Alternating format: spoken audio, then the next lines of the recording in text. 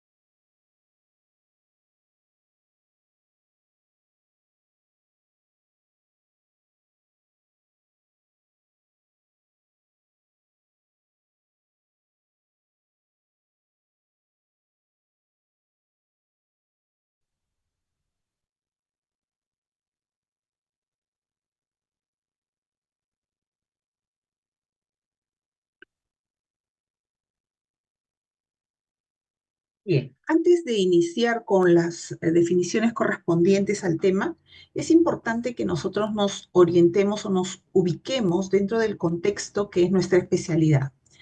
Medicina física y rehabilitación, ¿no? En sus inicios estuvo orientada básicamente al aspecto recuperativo, ¿no? Al aspecto recuperativo. Quiere decir que cuando ya un paciente era portador, obviamente, de una secuela, de una discapacidad que le condicionaba esta deficiencia, que tenía el paciente, que se había identificado en el paciente, era referido a nuestra especialidad.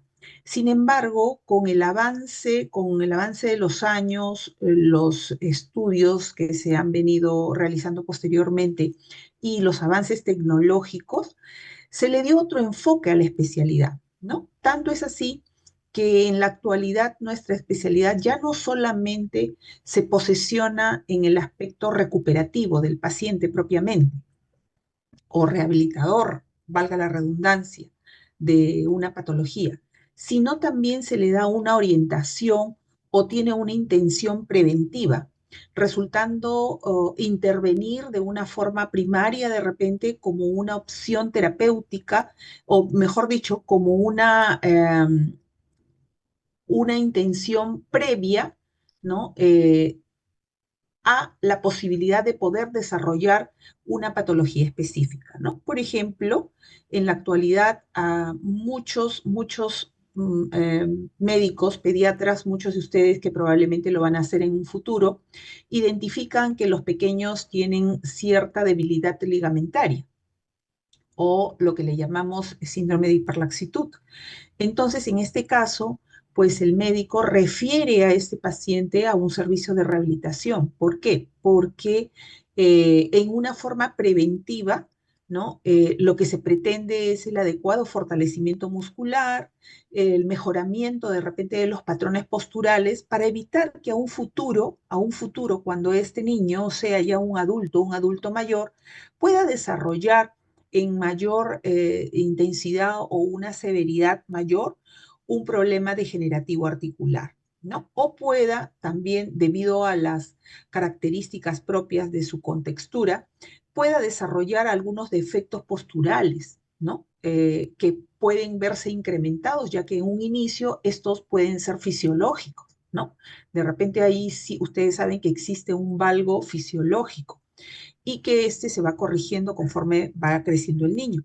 Sin embargo, si este niño es una persona obesa, un niño obeso, ¿no? Y se mantiene así en su juventud, adultez, probablemente si hay factores externos como posturas inadecuadas, actividad física de repente que incremente este defecto, puede él desarrollar con mayor frecuencia también este tipo de patologías, ¿no? También la especialidad ha tenido una intervención secundaria, ¿no?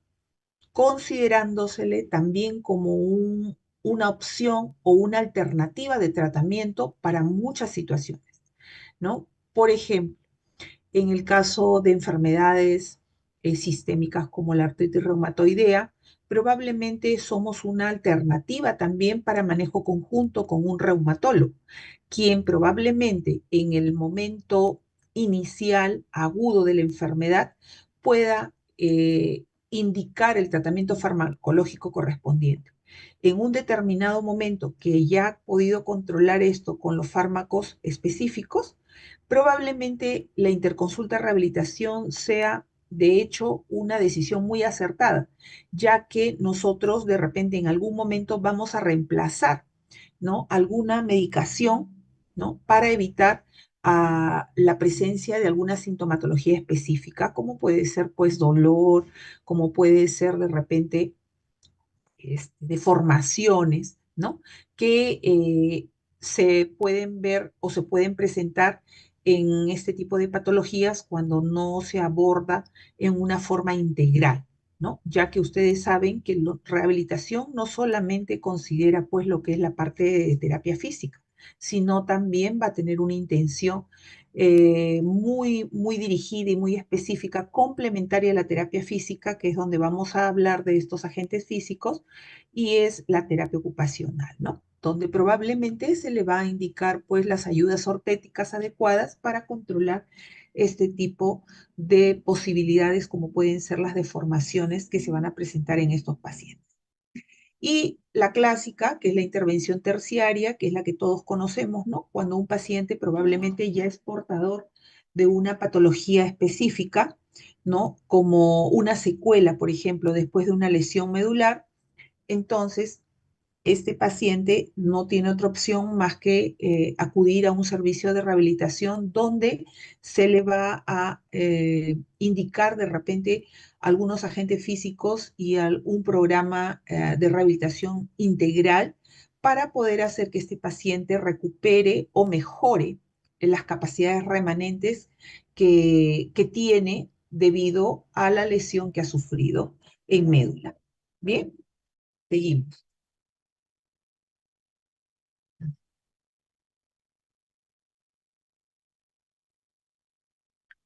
Ya. ¿Cuáles son los objetivos específicamente dentro de la terapia física? ¿No? Con algunos compañeros de ustedes en la práctica ya hemos hablado, ¿no? Y en la primera clase ustedes han hablado de que rehabilitación, pues, una especialidad multidisciplinaria e interdisciplinaria, ¿no? Cuenta con la ayuda de lo que es la terapia física, la terapia ocupacional, el apoyo de repente de psicología, de terapia de lenguaje, de neuropsicología, ¿no? De servicio social, inclusive de enfermería, qué sé yo. Entonces, nosotros vamos a hablar específicamente de lo que es la terapia física. ¿Y cuáles son los objetivos de esta terapia? ¿No? Que se basa en el uso de los agentes físicos que vamos a exponer. Básicamente, prevenir la disfunción articular, ¿no? La disfunción articular. A recuperar las capacidades funcionales que se puedan haber perdido o repotenciar el remanente de estas. Lograr la máxima independencia en las actividades de vida diaria. Disminuir los tiempos de discapacidad. Ustedes han hablado que existe la posibilidad de tener una discapacidad temporal, ¿no? Entonces, estamos abocados a disminuir estos tiempos. Reducir el uso de fármacos, ¿no? Que tiene relación con lo que hemos mencionado, que en algún momento la especialidad tiene una intención, pues, recuperativa, ¿no? Dentro de lo que es como una alternativa de tratamiento también, que va a reemplazar al uso de estos agentes farmacológicos, ¿no? Y obviamente prevenir la cronicidad y la recurrencia de enfermedades que puedan ser, pues, permanentes, digamos, ¿no? O que se tiene que hacer un mantenimiento, ya que una recuperación total no vamos a lograr. Tenemos también que tener claro qué cosa es un agente físico, ¿no? Terapéutico, básicamente, ¿no? Hay definiciones que las engloban en estos términos que están frente a ustedes. Es un elemento físico, natural, que puede ser el agua, la luz o un elemento físico artificial como las corrientes eléctricas, que son utilizadas en un tratamiento que va a intervenir sobre un proceso patológico o una enfermedad. Otras definiciones también pueden decir que es un vehículo de energía que puede provocar modificaciones en las células, tejidos u órganos y desencadenar una serie de efectos biológicos. En el tiempo que yo tengo desarrollando esta especialidad, yo he podido concluir que un agente físico es todo estímulo externo, ¿no? Natural o artificial, que aplicado sobre un cuerpo o una superficie va a producir una respuesta. ¿Ok? Y los agentes físicos, básicamente, que nosotros utilizamos dentro de nuestra especialidad, son agentes físicos no ionizantes, ¿no? ¿Por qué son no ionizantes? Porque no van a provocar cambios o variaciones dentro de lo que es la constitución de las estructuras celulares, ¿no? No hay ionización atómica dentro de esas estructuras, ¿ok? ¿Cuáles son los objetivos de estos agentes físicos? Básicamente, disminuir el dolor, obviamente esto como una consecuencia al tratar de controlar los procesos inflamatorios que se puedan evidenciar. Consecuentemente, vamos a ver que esto va a recuperar o va a favorecer la recuperación de los tejidos y va a mejorar la funcionalidad de las estructuras o los segmentos que puedan estar comprometidos, ¿no? Vamos también a lograr disminuir de repente el uso indiscriminado de medicación. Con esto se va a disminuir o se va a prevenir también los tiempos de disfunción articular, por lo tanto, los tiempos de evolución de una enfermedad o de un tiempo donde nosotros evidenciemos de repente ciertas discapacidades. ¿Ok? ¿Qué son agentes físicos? Los agentes físicos pueden ser naturales, habíamos mencionado, o artificiales, ¿no? Dentro de los agentes físicos naturales tenemos pues el uso de la energía solar, ¿no? Que es conocida como helioterapia, el uso del agua del mar, ¿no? Como talasoterapia, las propiedades de los diferentes climas, climatoterapia, el uso o recomendación de las aguas termales, crenoterapia, la indicación de fangos mineromedicinales, ¿no? Que se le conoce como peloidoterapia, y el uso del agua, ¿no? Hidroterapia. Y de agentes físicos artificiales, que son básicamente los que vamos a desarrollar. Son aquellos agentes físicos, ¿no? Que han sido desarrollados al transformarse distintos tipos de energía, ¿ok? Dentro de estos tenemos pues el uso del calor, ¿no? El del frío, de las radiaciones, ¿no? Que vamos a ver con los diferentes equipos que vamos a describir, también todos los efectos mecánicos, y dentro de estos vamos a considerar, por ejemplo, a la cinesiterapia o kinesiterapia, que es la terapia del movimiento, ¿no? Vamos a tener también las terapias manuales, que están muy de moda en la actualidad, que es una técnica manual ¿no? Que moviliza de forma metódica los tejidos con fines terapéuticos, ¿no? Esta palabra, este término deriva de unas de términos griegos, ¿no? De escuelas griegas. Tenemos también la tracción, que busca distraer los espacios intervertebrales, porque esta se aplica sobre la columna vertebral y lo vamos a ver más adelante, así como también eh, tenemos pues el uso de las corrientes eléctricas, ¿ok? Vamos a empezar hablando un poquito acerca de el uso del agua, que se le conoce como hidroterapia. El uso del agua se fundamenta básicamente bajo estos dos efectos. Vamos a tener un efecto mecánico, ¿no? Que está basado en un principio físico, no sé si ustedes lo recordarán, esto alguna vez lo hemos escuchado en el colegio, el principio de Arquímedes, que dice que cuando un objeto se sumerge en forma total o parcial dentro de un líquido, este va a experimentar pues un empuje hacia arriba, igual al peso del líquido que se ha desalojado. Es por eso de que el cuerpo, digamos, flota, ¿no? Y por lo tanto, al disminuir aparentemente su peso, el movimiento también se facilita. Por eso tiene un efecto mecánico. Y tiene un efecto térmico también, ¿no? ¿Por qué? Porque vamos a ver cómo son nuestros equipos y generalmente trabajamos, generalmente digo, porque esto también vamos a hablar un poquito, trabajamos con agua caliente, ¿no? Y se transmite el calor por un principio también que es físico, que se llama convección, ¿no? Y este principio dice que el calor se va a producir a través del movimiento, ¿no? Del líquido o un gas también podría ser en contacto con el cuerpo que tiene que está sumergido dentro del agua y que tiene una temperatura diferente, ¿no? Estos son los equipos de hidroterapia que lo vamos a ver ahora en el hospital. Este es un tanque de Havard, ¿no? Acá, como pueden ver ustedes, se ve mi cursor, ¿no? ¿Se ve el cursor? Sí, doctora. Y ya, esta es una camilla donde ingresa el paciente muchas veces en decúbito dorsal, u otras veces pueden ingresar sentadito también si hay un adecuado control de tronco. Estos tanques tienen estas estructuras que vemos aquí. En este tanque de Havard están de color azulino y en este tanque de Whirlpool está de color plomo. Esto tiene una salida por aquí que le da un efecto de fuerza a la salida del agua, es decir, es una turbina, ¿no? Entonces, no sé si alguna vez ustedes han visto un jacuzzi.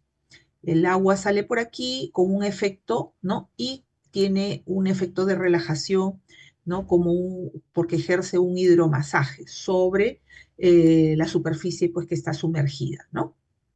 Eh, Generalmente en estos tanques, eh, por lo menos en nuestro hospital, generalmente entran 2 o 3 personas a la vez, son tanques grandes, ¿no? Bastante grandes.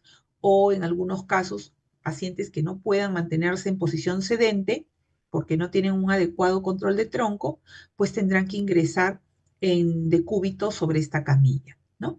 Este tanque de Whirlpool, ¿no? Tenemos así, son más pequeños y son o para miembros superiores o para miembros inferiores, ¿no? Ahora lo vamos a ver.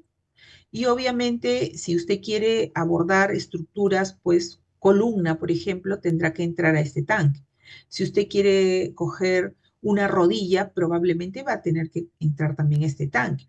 Si usted quiere atender una muñeca, puede hacerlo aquí, un tobillo también, ¿no? O una rodilla va a ser un poco difícil porque el paciente no se va a poder parar dentro de este tanquecito, ¿no? Entonces, lo más adecuado sería entrarlo al Havard. Vemos aquí también, bueno, lo que es la hidroterapia. De repente el uso de los tanques es un poco más inactivo en cuanto a la intervención del paciente.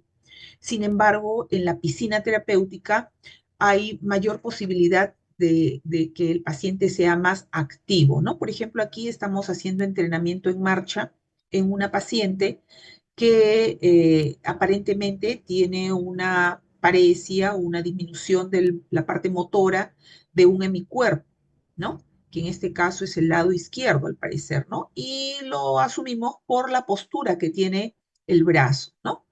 Y porque también vemos aquí que en el tobillo tiene una pesita, ¿no? Entonces ahí estamos trabajando de repente en movimientos activos, que vamos a hablar también eh, resistidos, ¿no? Estamos colocando peso y estamos también haciendo el movimiento, venciendo la resistencia que obviamente por principios de física nos ofrece el agua. Por lo tanto, probablemente este ejercicio no solamente, o esta actividad dentro de esta piscina, no solamente tiene como intención mejorar el movimiento, sino también fortalecer un poco la musculatura, ya que estamos haciendo un ejercicio activo resistido. ¿Ok? Aquí vemos un pequeño que está también en la piscina, ¿no? Se le están trabajando de repente algunos rangos articulares, ¿no? Me impresiona que es un problema neurológico por la postura de la manito y por la flexión de la rodilla también, ¿no? Entonces, probablemente acá estemos trabajando de repente lo que es el tono, ¿no? El tono, que ustedes saben, puede ser o incrementado, que puede llegar hasta la espasticidad, o disminuido, que puede ser la flacidez, ¿no? Pero en este caso me impresiona por la postura que hay un tono incrementado, ¿no? Y aquí un movimiento, pues, activo propiamente, probablemente esté haciendo fortalecimiento o mejorando rangos articulares de la estructura de miembros inferiores, ¿no? Porque vemos que está pataleando, ¿no? Impresiona que está pataleando. Bien, entonces vean ustedes cómo aquí la hidroterapia nos ofrece la posibilidad de trabajar movimiento, fortalecimiento muscular, rangos articulares para favorecer el movimiento, obviamente, ¿no? Este es el tanque de Hubbard que les mencionaba de miembros inferiores, ¿no? Entonces, si yo quiero abordar una rodilla, eh, no logro ingresar hasta estos niveles. Entonces, probablemente lo voy a tener que introducir al Hubbard, ¿no? Y aquí vean ustedes más o menos cómo se trabaja con lo que es un tanque de miembros superiores. Bien, generalmente se emplea agüita caliente.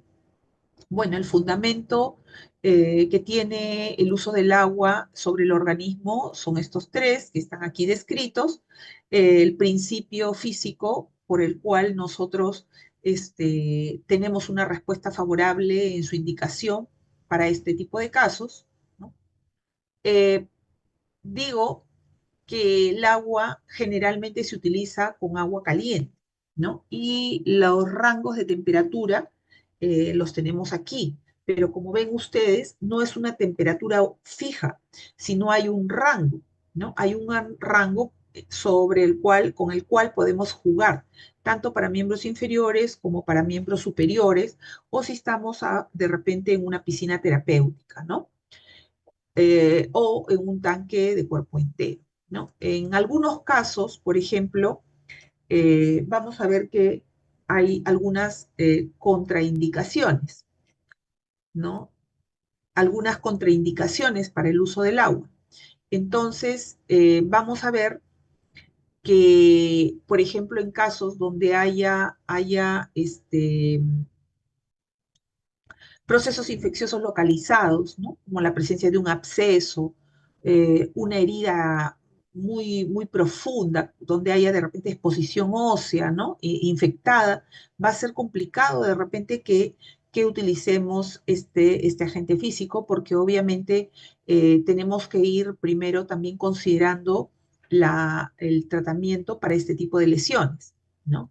No se descarta en su totalidad, ya que, por ejemplo, en el caso de pacientes lesionados medulares que son portadores de úlceras de presión, este, eh, a veces de grados muy severos, ¿no? Se les indica hidroterapia, ¿no? pero tenemos que trabajar en conjunto con el cirujano plástico, con el mismo cirujano de repente, porque después de haber ingresado a la hidroterapia, este paciente tiene que entrar pues a un proceso de curación, ¿no? Donde de repente se debride, se seque bien la herida, se le pongan las sustancias pues que correspondan, ¿no? Entonces, en algunos casos es una contraindicación relativa, ¿no? En otros puede ser una contraindicación absoluta. Hay que considerar el estado general del paciente, el compromiso general que pueda tener el paciente, ¿no? Donde sí es una contraindicación que generalmente la utilizamos, la tenemos en cuenta como absoluta, es la presencia de micosis, sea en piel, sea uñas. ¿Por qué? Como ven ustedes, muchas veces ingresa no solamente un paciente, ¿no? Ingresa varios pacientes a la vez. Entonces, va a ser un poco complicado que, que usemos indiquemos este tratamiento. ¿Por qué? Porque vamos a predisponer al contagio de este tipo de problemas, ¿no? Entonces se considera una contraindicación absoluta, ¿no? Ahora, si es que nosotros estuviéramos en un centro privado donde se nos garantiza que vamos a eliminar todo el agua, vamos a desinfectar el tanque, vamos a cambiar el agua, vamos a usar sustancias antisépticas, entonces, pues puede ser una opción. Por eso es que se considera muchas veces en el caso de los pacientes medulares, ¿no? Que sí tenemos que tener la precaución de que vamos a cambiar el agua, que vamos a ofrecer todas las condiciones higiénicas correspondientes, ¿no? Para seguridad del paciente que se está atendiendo y de los que vendrán. Aquí vemos, ¿no? También un pacientito que está siendo trabajado por el terapista en un ejercicio pasivo, le está haciendo la movilización. Aquí vemos a un paciente que también está trabajando de una forma activa, él solo está haciendo su movimiento. Y aquí vemos también ejercicios mixtos de repente por parte o asistidos por parte del terapista y la colaboración del paciente, ¿no? Esto es seguro que muchos de ustedes, si es que no son todos, han ido alguna vez a un gimnasio, ¿no? O en casa a veces también lo tenemos, una caminadora, ¿no? Esta es una caminadora dentro de una estructura que permite almacenar agua, ¿no? Y este equipo le llamamos hidrotrack. Entonces aquí nosotros lo que pretendemos es trabajar o mejorar los aspectos de la marcha, ¿no? Obviamente, para yo indicar este agente físico, HydroTrack, eh, tenemos que tener un paciente que ya tenga rangos articulares adecuados en miembros inferiores, ¿no? Consideremos tobillo, pie, rodilla, cadera, ¿no? Y que tenga, pues, eh, eh, una función motora adecuada de toda lo que es cintura pélvica, ¿no? Porque si no, el paciente se nos va a caer. Es prácticamente una caminadora dentro del agua, ¿ok? Es de gran ayuda, es de gran ayuda. Nosotros en el hospital de policía lo tenemos, pero en la actualidad, pues, lamentablemente están detenidos en su uso porque hay que dar siempre a estos equipos mantenimiento y lamentablemente no se ha hecho, pero tengo entendido de que se están haciendo las, las compras correspondientes, ¿no? Probablemente ya en tiempos muy, muy próximos volvamos a contar con ellos, ¿no? Pero es una excelente opción para trabajar todo lo que es marcha. ¿En qué caso vamos a indicar el agua, ¿no? En el caso que tengamos, pues, como habíamos dicho, lesiones inflamatorias o cuadros inflamatorios que desencadenen procesos de dolor, cuando tengamos que abordar lesiones de nervios periféricos, ¿no?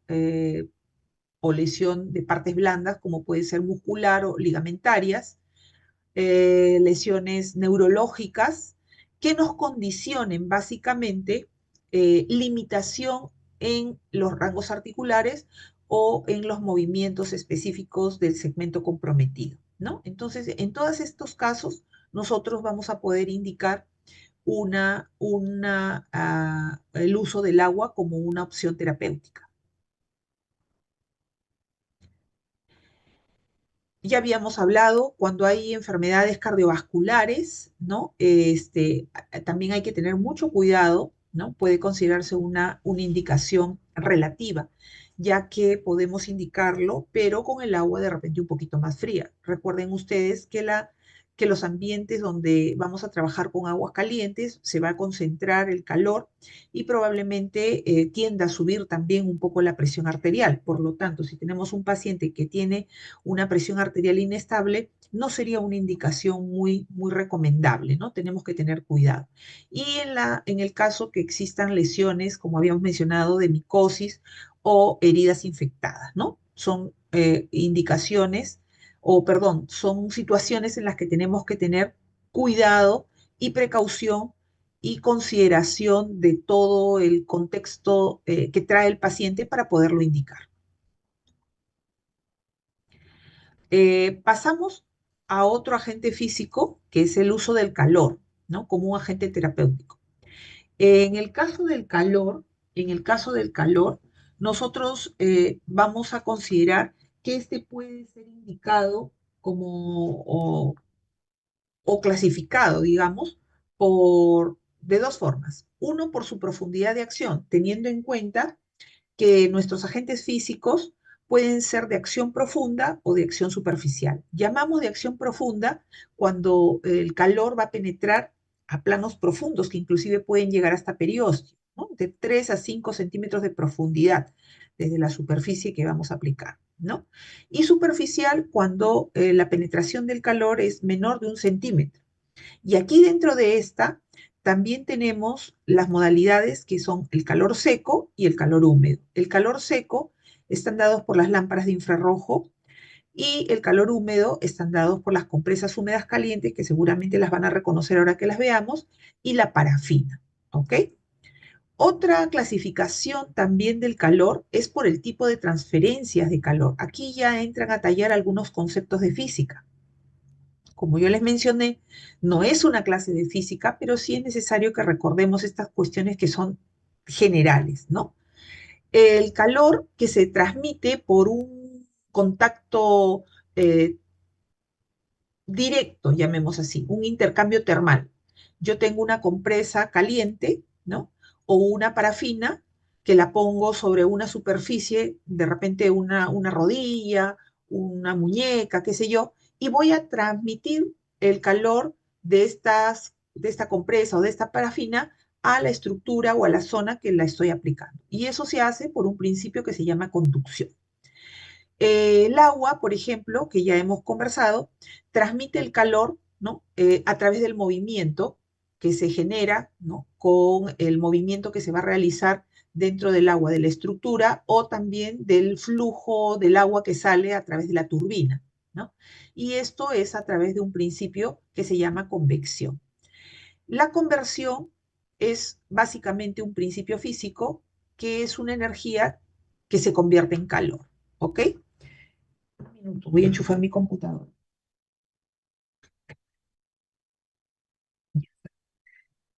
Entonces, vemos aquí, tenemos como representantes de este principio físico, por ejemplo, el ultrasonido, que lo vamos a presentar dentro de un momento, que es para mí, es uno de los agentes físicos más fieles, llamemos así, dentro de lo que es los programas de rehabilitación que podemos elaborar. Tiene muchos beneficios, ¿no? Y pues pueden ser utilizados solos o de repente combinados con otros agentes físicos. Y la diatermia de onda corta o microondas, que prácticamente en la actualidad ya prácticamente no se usa mucho.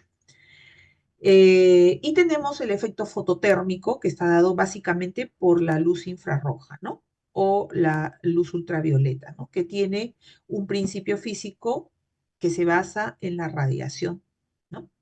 Térmica. ¿Cuáles son los efectos fisiológicos del calor? ¿No? Nosotros buscamos disminuir el dolor, básicamente, o sea, lograr analgesia. Eh, el calor va a producir vasodilatación. Y al producir vasodilatación va a haber un incremento del flujo sanguíneo sobre la zona que se está aplicando. Va a haber un incremento del metabolismo local también sobre la zona que se va a aplicar. Va a favorecer la extensibilidad del colágeno, por lo tanto el movimiento también se va a hacer un poquito más flexible, va a facilitar el movimiento.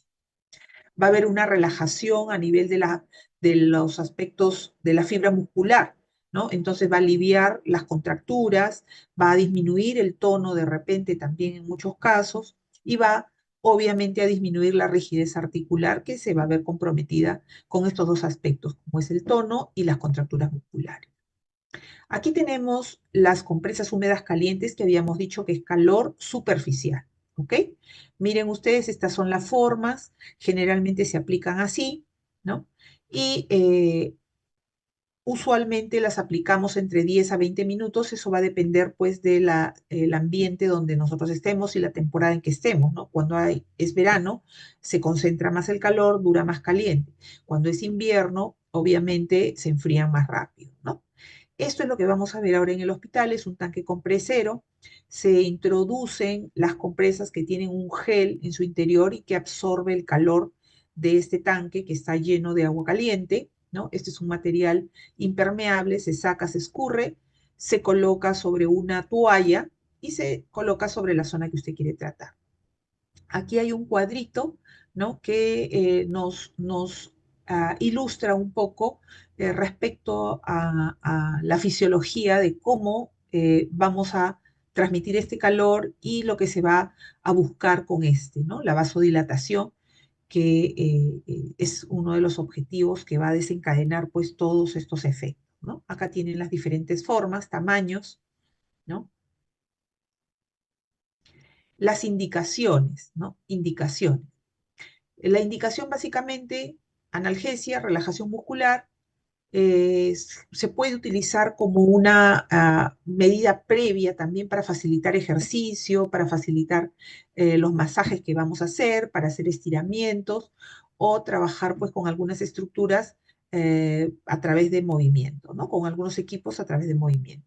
Las contraindicaciones, obviamente, dermatitis, heridas abiertas, procesos infecciosos como abscesos localizados, ¿no? Sobre estas zonas no se recomienda utilizar este tipo dar este tipo de indicación.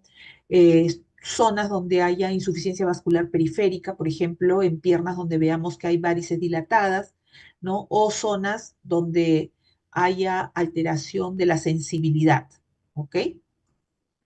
Acá vemos cómo se coloca en el cuello, sobre una rodilla, en la región lumbar, ¿no? Dorso lumbar, y aquí tienen las formas que pueden tener sus compresas.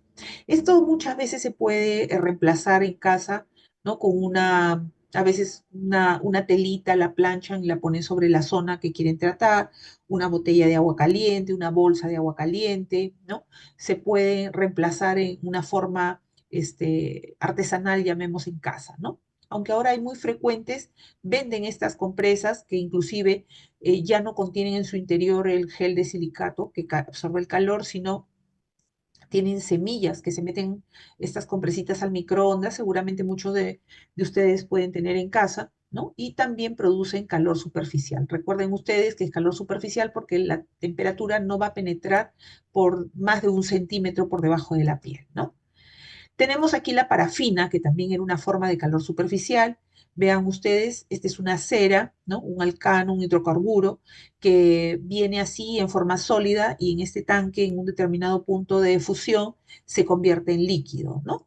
Luego, vamos a aplicarla bajo dos técnicas, que puede ser la inmersión, o sea, sumergir la manito dentro del tanque, como vemos aquí, o el embrochado, ¿no? Vamos pincelando la zona que queremos tratar. Por lo tanto, este agente físico o esta cera va a generar un guante así que va a concentrar el calor, ¿no? Obviamente esto se cubre con una bolsa plástica para concentrar más el calor y se envuelve en una toallita.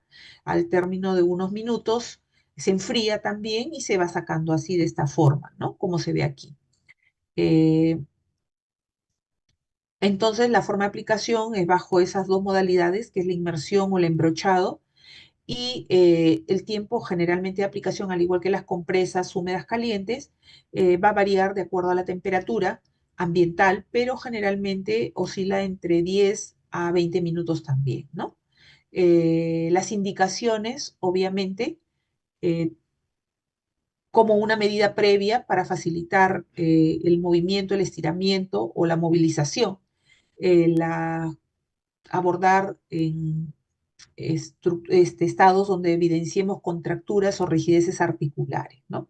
Y hay contraindicaciones también, vean ustedes aquí, obviamente con mucho cuidado en pacientes que tengan intolerancia al calor, que hayan problemas en piel, ¿no? Presencia de heridas, sobre zonas donde existan cicatrices, también hay que tener mucho cuidado, puede que estas zonas sean más sensibles y podamos quemar al paciente, ¿no? Zonas donde hayan procesos infecciosos, alteraciones de la circulación periférica y alteraciones de la sensibilidad, ¿no? Y llegamos a la indicación del hielo, que se llama crioterapia, ¿no? Generalmente utilizábamos antes el hielo, solamente reconocíamos su beneficio en situaciones de secuelas traumatológicas, ¿no? Alguien se caía en los partidos de fútbol, si alguien se caía, lo pateaban, qué sé yo, y se indicaba el hielo, ¿no? O esos sprays, ¿no? Aerosoles que son fríos, ¿no?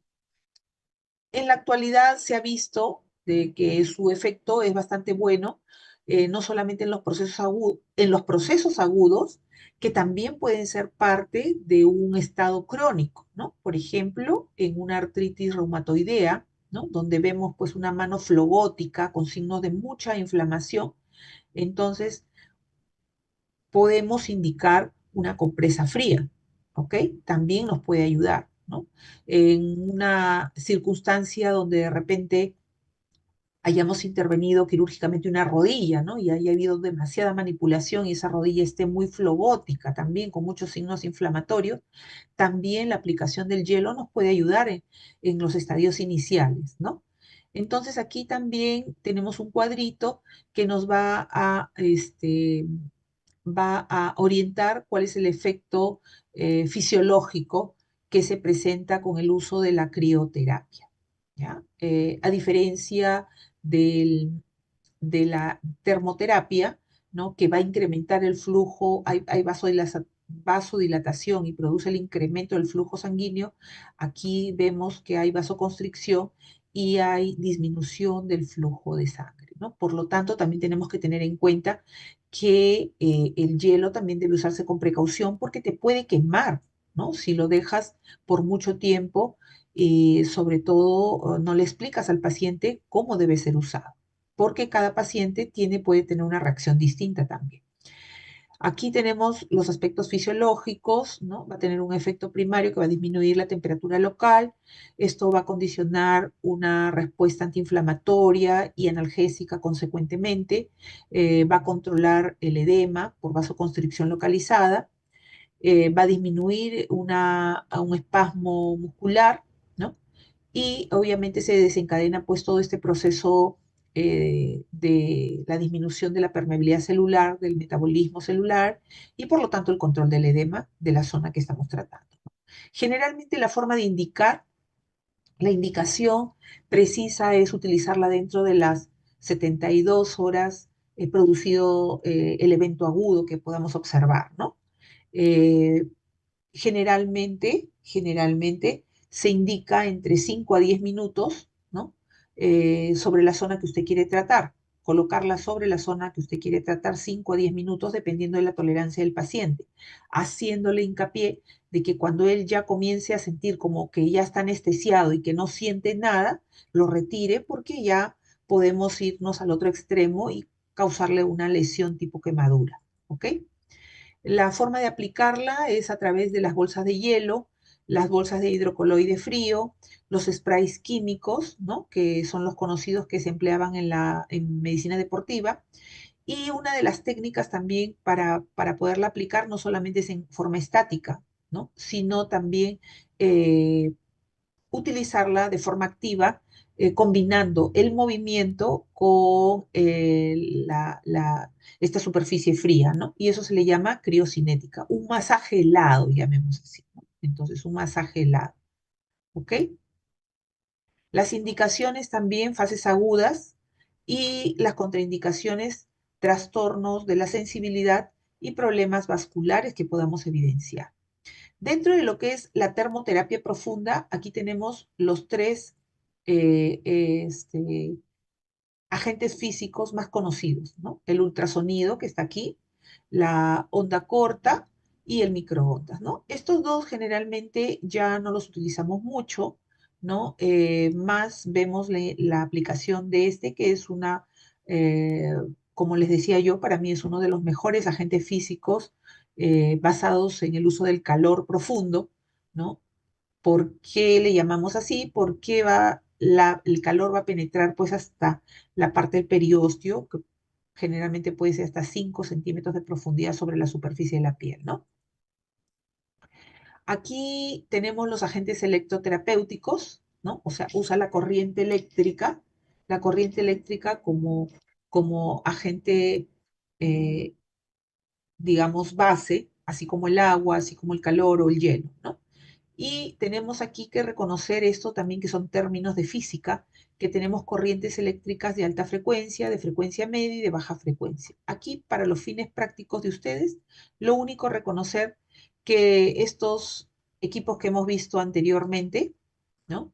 Tanto el microondas como la onda corta, son corrientes eléctricas de alta frecuencia, ¿no? Y ya las corrientes de frecuencia media o de baja frecuencia son las corrientes básicas generales que conocemos, ¿no? Acá tenemos las de frecuencia media, la rusa, la interferencial, y de baja frecuencia, la galvánica, farádica, exponencial, el TENS, las diadinámicas. Esto para ustedes, bueno, es simplemente meramente informativo, llamemos así, porque esto ya es manejo propio de la especialidad. Pero ¿qué es lo que ustedes deben tener más o menos claro? Que las corrientes eléctricas, debido o de acuerdo a la frecuencia, ¿no? Seguramente cuando hemos estado en el colegio recuerdan que había corrientes triangulares, rectangulares, ¿no? De doble impulso, de un impulso, qué sé yo. Ya, cada una de estas corrientes tiene una característica de esas, que no es el motivo de la clase, porque eso es física pura. Lo único que tenemos que saber nosotros es de que hay corrientes, por ejemplo, específicas para dolor, ¿no? Que, por ejemplo, si yo tengo un cuadro muy doloroso, una de repente bastante buena para el manejo del dolor sería una interferencial, que es una corriente de media frecuencia o de frecuencia media. Si yo quiero, por ejemplo, estimular a un nervio, puedo utilizar una exponencial, ¿no? Un estimulante. ¿Ok? Que es una corriente de baja frecuencia, ¿no? Si, por ejemplo, yo quiero también utilizar, estimular de repente una ramita de mi nervio facial por una parálisis facial, de repente puedo indicar un TENS, que es una corrientita un poquito más superficial, más suave. ¿Ok? Eso es lo único que ustedes tienen que saber. Si yo quiero fortalecer un músculo después de repente de una cirugía plástica que me he hecho, ¿cómo le llaman ahora esto de que abdominoplastía o que te sacan los rollitos, digamos, ¿no? Que eso es manejo de cirugía plástica. Nosotros trabajamos mucho con los cirujanos plásticos de repente y podemos indicar dentro de nuestro programa, ¿no? Una corriente para también ayudar, no solamente a través del ejercicio, sino también con estos estímulos que son corrientes eléctricas, una corriente de, este, de frecuencia media, ¿no? Como una rusa, por ejemplo, ¿ok? Pero tener presente que ninguno de estos equipos, de este tipo de corrientes, me va a fortalecer un músculo si es que no lo acompaño también de una actividad, de un movimiento activo, ¿no? No, eso que yo puedo estar inmovilizada y me conecto todos los días a mi corriente para sacar o mantener mi tono y mi trofismo del músculo, no funciona así. ¿no? Es todo tiene que ser equilibrado, ¿ok? Aquí vemos, ¿no? O cómo se utilizan las corrientes. Vean ustedes, tenemos los electrodos que se conectan en la zona que usted quiere tratar, ¿no? Aquí en la región cervical y hombro. Luego tenemos aquí en la región dorsolumbar. Y aquí tenemos una terapia combinada, que es el uso de la corriente y del ultrasonido a la vez. Igualmente aquí podemos ver, ¿no? Vean ustedes. Bueno, esto no lo vamos a ver porque ya como les mencioné un poco, como que ya no se está usando y llegamos al ultrasonido. El ultrasonido es una forma de calor profunda que basa su transferencia de calor o cómo se produce el calor, digamos, es a través de este principio físico que habíamos hablado que se llama conversión, ¿no? Obviamente, el ultrasonido que nosotros utilizamos es un ultrasonido terapéutico que oscila en estas dosis, digamos, de 0,5 a 3 MHz, a diferencia de los ultrasonidos diagnósticos, ¿no? Las aplicaciones, pues, del ultrasonido pueden ser, pues, de forma continua, ¿no? O de forma pulsátil, ¿no? Generalmente utilizamos los ultrasonidos continuos en procesos crónicos y los pulsátiles en estadios más agudos, ¿no? Eh, Pueden utilizarse generalmente a través de una técnica móvil, ¿no? O sea, el cabezal que hemos visto se va desplazando sobre la superficie que usted quiere tratar. La dosis de aplicación, ¿no? Puede variar entre 0,5 y 3 watts por centímetros cuadrados y la duración del tratamiento debe ser aproximadamente entre 5 a 10 minutos. Generalmente utilizamos menos dosis en estructuras pequeñas y mayores dosis en estructuras más grandes, ¿no? Si yo quiero tratar, por ejemplo, un dedito de la mano o del pie, utilizo 0,5, 0,7, 0,8. Si yo quiero tratar, por ejemplo, una cadera, probablemente utilizaré 1,5, quién sabe un poquito más, ¿no? Depende de mi equipo. Los efectos fisiológicos, también como ven ustedes aquí, va a tener un efecto térmico, ¿no? Por lo tanto, va a transmitir el calor a planos profundos. Esto va a condicionar, disminuir la rigidez articular, las contracturas musculares, va a incrementar el flujo sanguíneo de la zona, ¿no? Por lo tanto, muchas veces se utiliza también como un tratamiento conjunto en el manejo de heridas, ¿no? ¿Por qué? Porque lo que usted quiere es que granule más rápido esa zona donde hay una herida. Y pues obviamente la granulación va de repente a acelerarse un poquito si es que hay mayor irrigación de esa zona, ¿no? Entonces también muchas veces combinamos un poquito la indicación de esto para el trabajo conjunto con los cirujanos plásticos, ¿no? Va a facilitar el movimiento por la extensibilidad del colágeno, ¿ok? Vean ustedes aquí la aplicación, ¿no? Se va desplazando, esto se llama cabezal. En la actualidad ya los equipos generalmente vienen ya con programas establecidos, ¿no? Con dosis establecidas que se van adecuando de acuerdo a la patología que usted quiere tratar.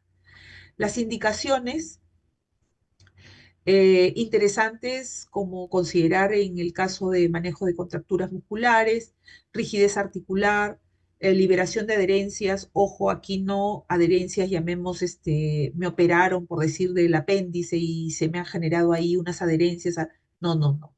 Llamamos adherencias, por ejemplo, después de un aparato de yeso, de repente del codo, ¿no? Que ha estado con un aparato de yeso por mucho tiempo. Cuando usted le quite el aparato de yeso, probablemente ese rango articular del codo está limitado. ¿Por qué? Porque se han generado alrededor de esa articulación algunas adherencias, ¿no? Entonces, nos puede ayudar un poquito utilizar este agente físico para liberar ese tipo de adherencias. Zonas calcificadas, por ejemplo, en el caso de la presencia de gangliones, ¿no? Ya ustedes saben qué cosa es un ganglión, para producir un efecto analgésico, ¿no? A través de la reducción del espasmo muscular y se va a manejar el dolor. Dentro de las contraindicaciones y precauciones que debemos de tener, en la literatura no existen estudios que nos hablen fehacientemente de su contraindicación, ¿no? Pero ustedes saben que por precaución siempre no debe aplicarse sobre los órganos reproductores, por ejemplo, testículos, ¿no? De repente ovarios, ¿no? La zona de las mamas, por ejemplo, tampoco no sería muy conveniente aplicarlo directamente sobre esas zonas, ¿no? Eh, Procesos sépticos o vasculares, sobre las epífisis de crecimiento, sobre todo en niños, ¿no? Pero esto es relativo también, porque como si nosotros vemos o analizamos la indicación que hemos mencionado de la liberación de adherencias, muchas veces nos facilita bastante el trabajo, o sobre todo postfracturas en pequeños, ¿no? Y como no hay estudios fehacientes, la única recomendación es tener en cuenta que las dosis deben ser mínimas y las sesiones aplicadas con este tipo de agente físico también deben ser las mínimas, ¿no? Dos o tres, y de repente nos va a ayudar un poquito y en una dosis muy pequeña, muy mínima, eh, sobre las epífisis de crecimiento, ¿no? Sobre zonas donde existan implantes metálicos, ¿no? Por ejemplo, si tengo una prótesis o tengo una placa, un perno, tornillo, sobre esa zona directamente no, porque recuerden ustedes que el metal es un buen conductor del calor y como esto es calor profundo, obviamente podemos quemar al paciente, ¿no? Tampoco no aplicar muy cercana en mujeres gestantes, ¿no? Sobre todo cercanas a la zona, pues, de la pelvis, ¿no? O del abdomen porque, como hemos mencionado, tiene un efecto de vasodilatación y eso puede de repente dar inicio a la contractura, a las contracciones uterinas, ¿no? Entonces hay que tener mucho cuidado en su indicación en este tipo de pacientes, ¿ok? No se han descrito efectos teratogénicos, pero ustedes saben muy bien que en una mujer gestante hay que tener todas las precauciones correspondientes, ¿ok? Acá tenemos algunas indicaciones, vean ustedes, sobre un tendón de Aquiles, una rodilla, la región maleolar, ¿no? Entonces, vean ustedes todo esto. Y llegamos al láser, ¿no? El láser. El láser es una palabra que se forma de esta traducción en inglés, ¿no? Eh, bueno, no sé hablar o pronunciar muy bien, pero ahí está escrito, ¿no? Y se fundamenta, el láser tiene un principio que se va a fundamentar en la amplificación luminosa, ¿no? Por estimulación, por emisión estimulada de la radiación, ¿no?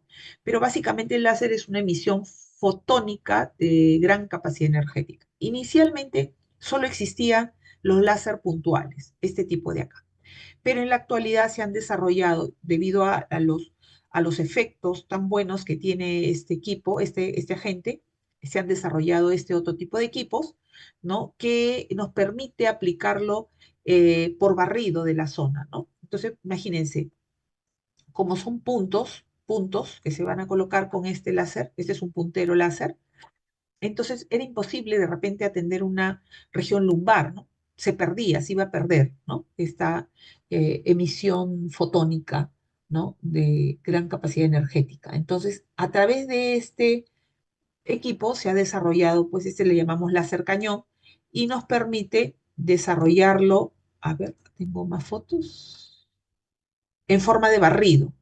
Aquí tenemos todos en forma puntual y aquí tenemos un láser de barrido. Vean ustedes aquí.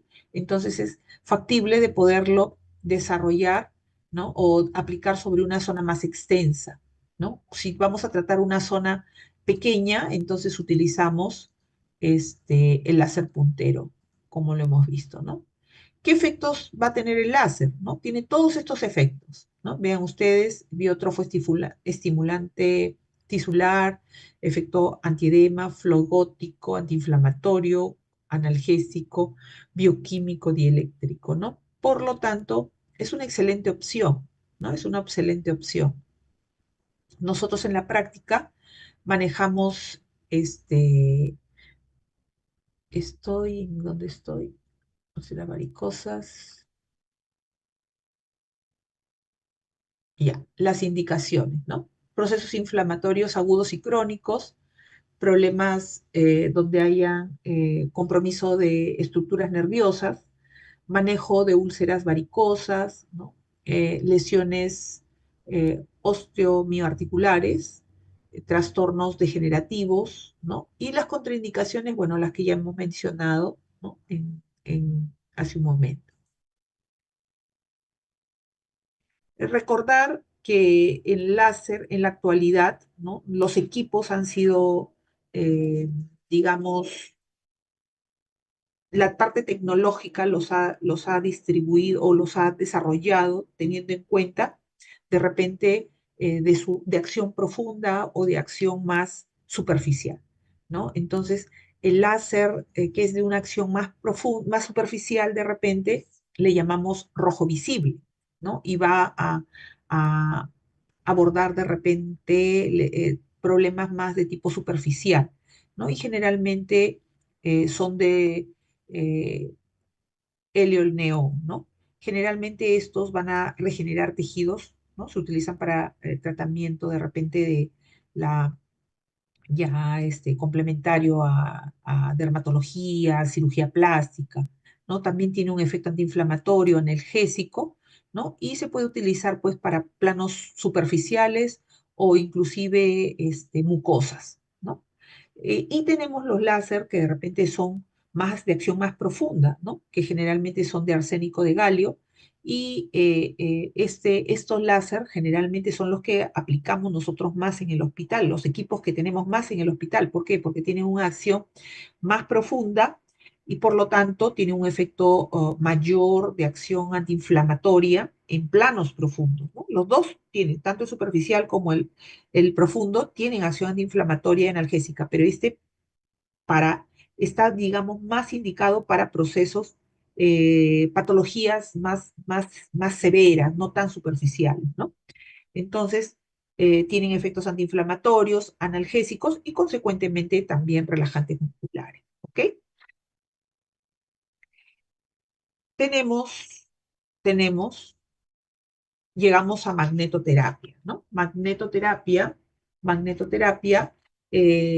a utilizar campos magnéticos que se basa en el uso de estos equipos, de la existencia de magnetos o imanes que van a ejercer campos magnéticos y van a tener diferentes efectos sobre el organismo, ¿no? Este es el equipo, esto se llama solenoide, parece un resonador, miren ustedes, ¿no? Y pues cuando recién apareció este equipo, pues decían que servía para todo, ¿no? Para todo, ¿no? Tiene, porque vean ustedes aquí sus efectos fisiológicos también, uf, para todo sirve, ¿no? Pero hay algo muy particular que en mi experiencia me ha permitido darle de repente una credibilidad o una intervención de repente más específica, ¿no? Este equipo se caracteriza porque no produce calor, ¿no? En planos profundos ni superficiales. Entonces nos permite, por ejemplo, ser utilizado mucho en la parte traumatológica, cuando usted quiere de repente favorecer la osificación o la cicatrización, de repente, llamemos, ¿no? Que esté comprometiendo la parte ósea también, ¿no? Entonces, acá también tiene algunas contraindicaciones que van a tener que leerlas ustedes, ¿no? En general, si ustedes revisan con detalle, pareciera que todo sirve para lo mismo, ¿no? Sin embargo, cada programa de rehabilitación es muy particular, ¿no? Y va a depender mucho del diagnóstico, aún siendo el mismo diagnóstico, del estadio en el que venga el paciente y obviamente cuál es el objetivo que usted quiere lograr con esta indicación, ¿no? Con este programa de rehabilitación. Acá tenemos sus efectos terapéuticos, sus acciones fisiológicas también, ¿no? Generalmente los equipos ya vienen estandarizados con programas, ¿no? Que van a oscilar entre 1 y hasta 25 Hz, ¿no? Hasta más de 25 Hz, ¿no?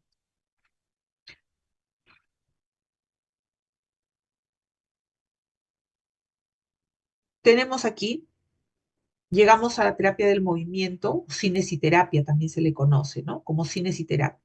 Acá lo que tenemos que tener en cuenta es que existen ejercicios pasivos y ejercicios activos. Los ejercicios activos son los que generalmente, o los pasivos son los que generalmente yo, un médico o un terapista, va a realizar sobre la estructura que no tiene capacidad de moverse en forma activa voluntaria, ¿no? Aquí tenemos, por ejemplo, ¿no? Aquí el terapista le está movilizando la mano, la muñeca, ¿no? Aquí la licenciada igualmente está realizando el movimiento, igual que aquí, en miembro inferior, miembro superior. Y aquí tenemos el ejercicio activo. El ejercicio activo básicamente es el ejercicio que va a realizar el paciente en forma voluntaria. Por lo tanto, tenemos que tener en cuenta aquí que este ejercicio de repente puede ser completo, o sea, un activo puro, o de repente el paciente llega hasta aquí nomás como lo vemos. Por lo tanto, la licenciada lo va a ayudar a completar el movimiento. Entonces será un activo asistido, ¿ok? Porque él puede moverlo hasta aquí nada más y luego nosotros lo vamos a ayudar a lograr el movimiento en su totalidad, el rango articular en su totalidad, ¿ok? Aquí tenemos, vean ustedes, ¿no? Ejercicios activos asistidos, ¿no? Acá la licenciada le está ayudando a estirar de repente el bracito en su totalidad, el rango articular del codo, ¿no? Vean aquí ustedes, y aquí tenemos un activo, ¿no? Puro, utilizando de repente este peso, que es una fuerza, y aquí vemos que este es un activo resistido, donde ya el paciente logró hacer el movimiento voluntariamente, pero está utilizando esta fuerza para potenciar el movimiento, o sea, para mejorar la fuerza muscular, de repente el trofismo de la musculatura que está involucrada. Aquí tenemos un pasivo, ¿no? El paciente está siendo movilizado, ¿no? Aquí tenemos también un activo puro, ¿no? Vean ustedes, entonces, recordar que tenemos este tipo de movimiento, ¿no? Básicamente, y en función a esos, lo que vamos a elaborar nuestros programas de rehabilitación. Aquí tenemos la tracción, habíamos hablado en un inicio, la tracción es una fuerza que se ejerce sobre la columna. Nosotros trabajamos sobre la columna cervical o la columna dorsolumbar, ¿no? Esta es una tracción cervical que consiste en jalar o distraer los espacios intervertebrales de la columna, ¿no? Liberando de repente así las raíces que puedan estar siendo comprimidas o pinzadas. Lo otro también es de repente al estirar esta columna, de repente tratamos de que la curvatura de repente se mejore, ¿no? Porque ustedes saben, en los clase de defectos posturales vieron que podía haber un incremento de las curvaturas fisiológicas de la columna, ¿no? Y que se podía condicionar algunos defectos a consecuencia de ellos, ¿no? Defectos posturales. Aquí tenemos una tracción pélvica o dorsolumbar, vean ustedes, tiene un arnés o un sujetador aquí a nivel pélvico y la fuerza se tracciona hacia los pies, ¿no? Esta es la postura, es una camilla de tracción. Generalmente la teoría dice que se inicia con un 10% del peso corporal, ¿no? La fuerza que se le va a poner, pero sea en la región cervical o lumbar, particularmente yo empiezo con menos del 10%, o sea, la mitad, 5%, y se le va incrementando en forma progresiva, porque imagínense ustedes, debe ser una sensación muy incómoda sentir que te están jalando el cuello o que te están jalando la parte de la cintura, ¿no? Como que te sentirás medio Tupac Amaru, ¿no? Que te quieren descuartizar. Entonces, se utiliza, ¿no? En forma progresiva, se va incrementando la carga y va siendo en forma progresiva, o sea, en forma alterna, ¿no? Se jala, se suelta un poco, se jala, se suelta un poco, ¿no? O sea, intermitente. Vean ustedes aquí, ¿no? La misma paciente está aquí en una camilla ejerciendo tracción cervical en decúbito y en la imagen anterior vimos en posición sedente y aquí vemos una tracción pélvica, ¿ok?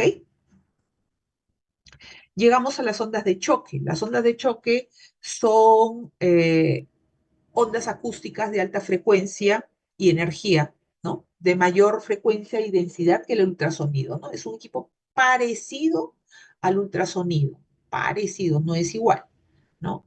Miren, estos son los equipos, ¿no? En la actualidad son equipos que se están utilizando para patologías muy específicas, ¿no? Muy específicas. Los tratamientos son caros, generalmente no existen los equipos mucho en los hospitales, ¿por qué? Porque son costosos. Generalmente lo puedes encontrar en una clínica privada y la indicación de repente puede ser considerada después de haber agotado los programas con casi todos los que hemos mencionado, que de hecho son programas, son agentes muy buenos que escogidos o elegidos en forma adecuada pueden darte los mismos efectos de repente que una onda de choque, que es un tratamiento mucho más caro, ¿no? Pero ya cuando has agotado todo y no funciona, llamemos así, entonces puede ser una alternativa que le ofrezcas al paciente, ¿no? Por eso es que generalmente se emplea en casos específicos, ¿no? A ver, las ondas de choque aquí tienen su mecanismo de acción, ¿no? Se basa básicamente en crear micro rupturas capilares, ¿no? Esto va a incrementar el flujo de sangre y va a mantener los procesos de reparación de tejido dañado, ¿no? Como les digo, se utiliza generalmente en problemas de partes blandas, como pueden ser de tendones, de músculos, todo lo que sea partes blandas, ¿no? Son indicaciones bastante específicas, ¿no? Problemas de hombro crónicos, este, epicondilitis, ¿no? Presencia de espolón calcáneo, ¿no? Tendinitis aquilianas, ¿no? Pero como les digo, particularmente yo en mi experiencia, puede ser una opción después de haber agotado, ¿no? Los agentes físicos que hemos descrito previamente, ¿no? Habiéndolos escogido, elegido y combinado adecuadamente, ¿no? Algunas contraindicaciones también importantes considerarlas, que son bastante parecidas a las anteriores, ¿no? Bueno, esto es algo que quería compartir y recuerden ustedes que un agente físico es todo estímulo externo que aplicado sobre un cuerpo, una superficie, va a producir una respuesta. Por lo tanto, en la actualidad también, rehabilitación y la terapia física básicamente también se han incrementado de repente algunas otras opciones, como puede ser la parte neurosensorial, ¿no? La música, los sonidos, en este caso representados por la música, a través de la música, los colores, los olores, pueden ser una opción neurosensorial, ¿no? Que va a producir también una respuesta, ¿no? Hay estudios muy bonitos que hablan, por ejemplo, de la estimulación con música o con sonidos específicos en pacientes que han tenido daños neurológicos, ¿no? Y eso también de repente puede ser también una opción, ¿no? De repente también en pacientes los cuales también combinemos de repente una compresa caliente, de repente una corriente analgésica, ¿no? En un ambiente donde de repente utilicemos pues aromas, aromatoterapia, ¿no? Relajante, también puede incrementar de repente la respuesta beneficiosa para el cuadro del paciente, ¿no? Entonces también considerar que esto se ha englobado dentro de lo que es de repente medicina alternativa, ¿no? Medicina alternativa que se puede ofrecer también al paciente en muchos casos. Bien, señores, esto es lo que yo quería compartir el día de hoy. Creo que estamos dentro del tiempo que se había considerado para dictar la clase. Espero que haya sido clara, que les sirva para enriquecer sus conocimientos como médicos generales. La idea no es de que ustedes de repente terminen el curso pudiendo elaborar un programa de rehabilitación. No, no, no, no, porque eso es de la especialidad, del especialista propiamente. La idea es de que ustedes como médicos generales se lleven la idea clara de qué le puede ofrecer esta especialidad y con qué herramientas cuenta esta especialidad para ayudar a sus pacientes en las diferentes especialidades en las cuales ustedes se van a desarrollar. Espero haber sido clara y seguramente algunas cositas se irán aclarando en su clase de práctica del día de hoy. Si no hay ninguna pregunta, damos concluida por la clase y nos remitimos a nuestro hospital para poder desarrollar la práctica propiamente. ¿Bien? Muchas gracias, doctora. Doctora. Bien, con el grupo 3 y el grupo 8 me comuniqué el día de ayer con una delegada. Por favor, nos encontramos en el hospital de la Avenida Brasil, 10 y creo que quedamos 10 y 45, creo. Bien, en el sótano que queda en rehabilitación en el hospital antiguo. Por favor. Bien, nos estamos viendo. Que tengan un buen día. Por favor, el grupo 7, 4 y 7 creo que me toca la próxima semana. le agradecería que me escriba de repente más tardecito para coordinar dónde nos encontramos la próxima semana. Creo que ese grupo está el día de hoy con la doctora Wu. Por favor. ¿Sí? Sí, doctora, no se preocupe. Gracias. Buen día.